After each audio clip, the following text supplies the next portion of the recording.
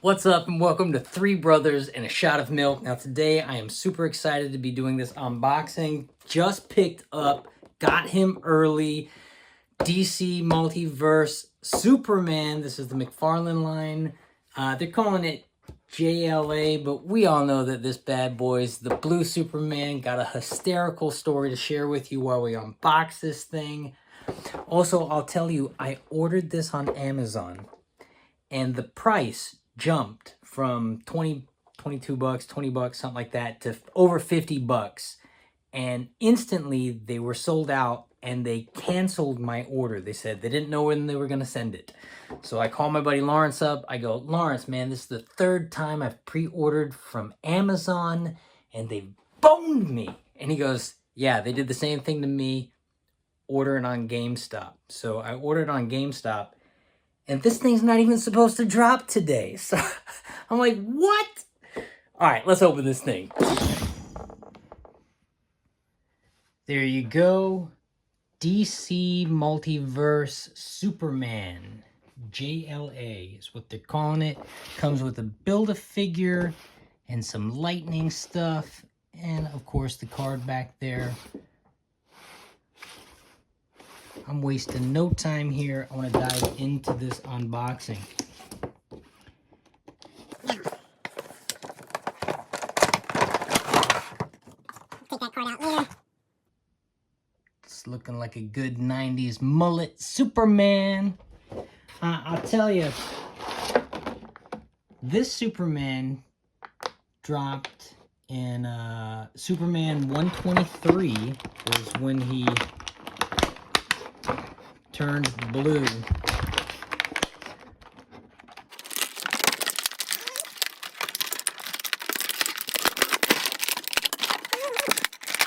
Now, this guy is selling for a lot more right now. So if you got them and you're debating about opening them, all right. Cool. Here we go. Let's check him out.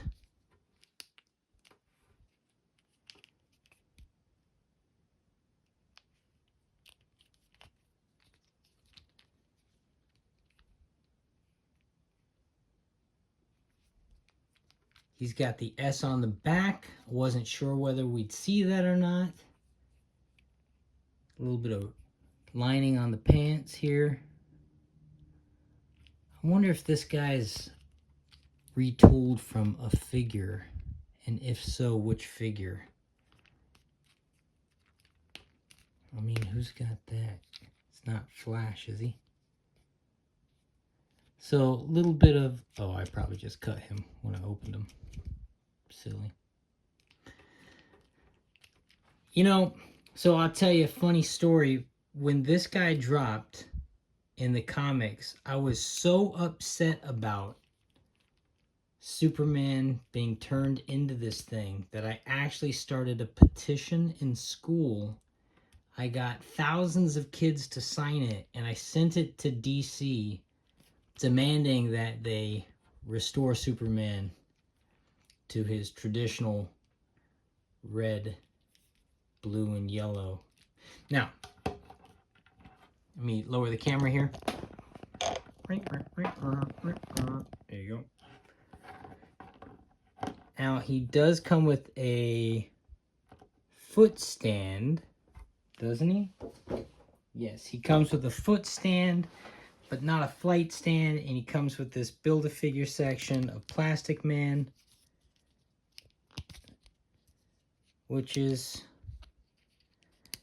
different than your standard McFarlane builds. The legs are different. Usually they don't have this swivel thing here in the middle of it. So that might make it hard for you to repurpose this as something else. Also, his neck is different than the standard McFarlane figures. So again, it might make it hard to repurpose this guy if you wanted to use it for some custom parts, as it seems a little different. It does have the ball joint there, which is how they usually do work. So you could piecemeal them out for parts if you wanted. Definitely got a diaper here. Okay, so cool. He comes with these little lightning rods, which hook on them different various spots, which is kind of cool. Now again, I tell you, I hated this when they dropped them in the comics. I'm a traditionalist. I wanted to see him traditional.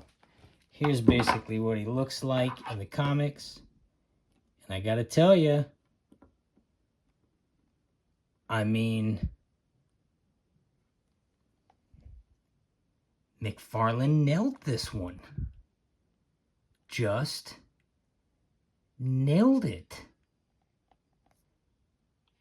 I guess I'm not super surprised. I mean, look, he even gave the S on the back. Look at that. Pretty freaking good, McFarlane. Pretty freaking good.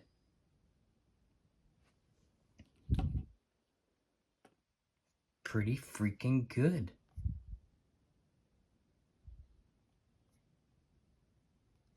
It is not indicative of McFarlane to normally just not take some liberties with it, and he does do, you know, multiverse stuff. So that being said, this is a really good sculpt and paint job of this figure. Kind of hard to mess up, I suppose. It's relatively simple, but you know what? Good job. And I suspect we will be seeing the red version of him soon enough.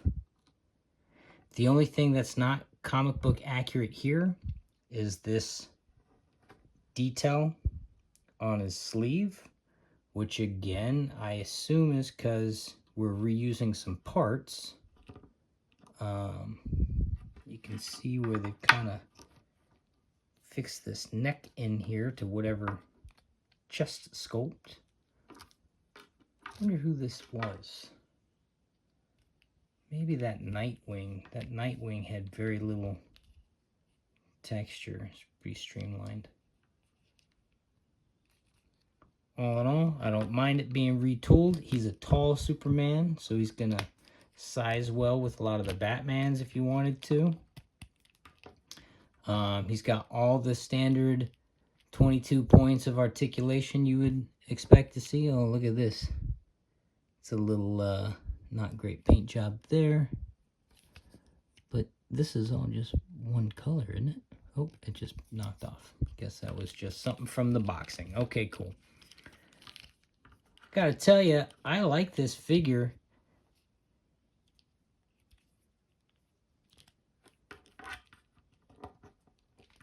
I like this figure. It's funny because I hated him as a kid, but I really like it as an adult, as, you know, something different to add on the shelf and to put in the mix, and it's part of his history, and I sure as hell don't want to see some version of this in the movies, at least not until they get some of the other storyline accurate. I mean, keep in mind, this happened in the 90s. Superman's from the late 30s, so he'd been around for plenty of years before they got to this story arc. This is after the death, and it was kind of a residual side effect of everything that had happened to him during that Doomsday arc. This is a dope figure. I guess the only thing that might have been interesting to add was some sort of electricity on his head, but I'm probably not going to use electricity anyway. It's cool to have.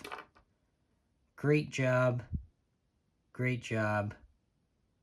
Really great job, McFarlane. I know that's not an in-depth toy review. Kind of quick. It's 10 minutes. But I'll tell you, if you're debating about getting them and you have time, I would order this on GameStop immediately. What's up, y'all? Welcome to Three Brothers and a Shot of Milk.